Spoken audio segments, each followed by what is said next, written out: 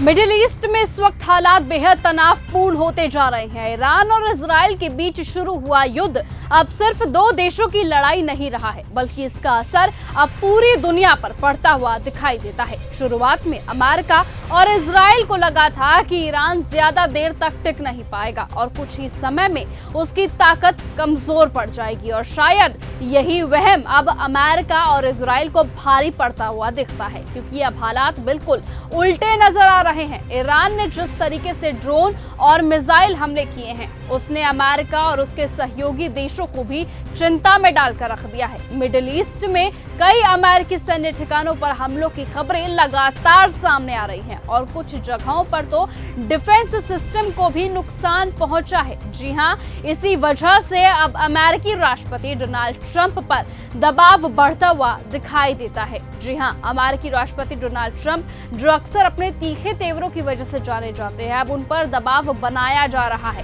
Reports में ये कहा जाता है कि अमेरिका अब इस जंग से बाहर निकलने का रास्ता तलाश रहा है और कई देशों से वो मदद की गुहार तक कर चुका है। हालांकि दूसरी ही तरफ ईरान का रुख काफी ज्यादा सख्त दिखाई देता है, जिस बीच कहा जाने लगा है कि ईरान अब अपने खामिनोई का बदला लेने के लिए पूरी तरह से उतर चुका है। तेहरान की तरफ से भी साफ कहा जा चुका है कि अब वो किसी भी दबाव में आकर जंग नहीं रोकेगा और अगर हमले जारी रहे तो उसका जवाब और भी ज्यादा ताकत से दिया जाएगा। इसी कारण से अब मिडिल ईस्ट में तनाव लगातार बढ़ता दिखता है और कई देशों को ये डर सताने लगा है कि कहीं ये युद्ध और ज्यादा बड़े स्तर पर ना फैल जाए, क्योंकि इस पूरे घटनाक्रम का असर सीधे वैश्विक अर्थव्यवस्था पर भी दिखाई देने लगा है। तेल की कीमतों में उतार चढ़ाव बढ़ गया है, शेयर बाजारों में गिरावट तेजी से देखी जा रही है और तो और व्यापारिक गतिविधियों पर भी इसका सीधा असर पड़ता है। ऐसे में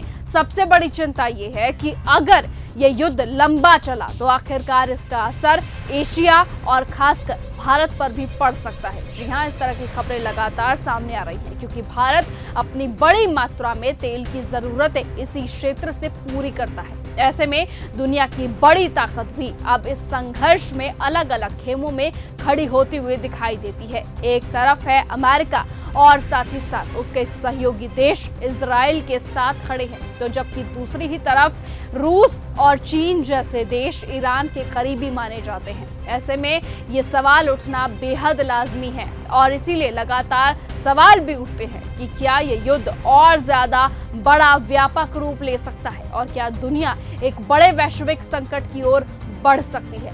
फिलहाल पूरे विश्व की नजरें इसी टकराव पर टिकी हुई हैं और सभी को उम्मीद है कि जल्द से जल्द इस तनाव का कोई शांतिपूर्ण समाधान निकाला जा सके। खुद भारत ने भी अपना रुख साफ किया है और कहा है कि बातचीत से ही मसला हल होगा। ऐसे में देखना होगा कि जिस तरीके से अब खुद अमेरिकी राष्ट्रपति डोनाल्ड ट्रंप इस युद्ध को रुकवाने की मांग कर रहे हैं, देखना होगा कि आखिरकार क्या सचमुच ये युद्ध रुकता है, क्या पूरी तरह से अमेरिका अब कमजोर पड़ गया है। जो भी होगा इस मामले में देखना दिलचस्प होगा। तब तक के लिए बने रहिए और ऐसे ही देखते रहिए न्यूज गंगा। नमस्कार। अगर आपको यह हमारा वीडियो पसंद आया हो तो इसे लाइक और शेयर करना बिल्कुल ना भूलें। साथ ही हमारे चैनल न्यूज गंगा को सब्सक्राइब और फॉलो जरूर करें, ताकि देश और दुनिया की हर बड़ी खबर आप तक सबसे पहले पहुंचे।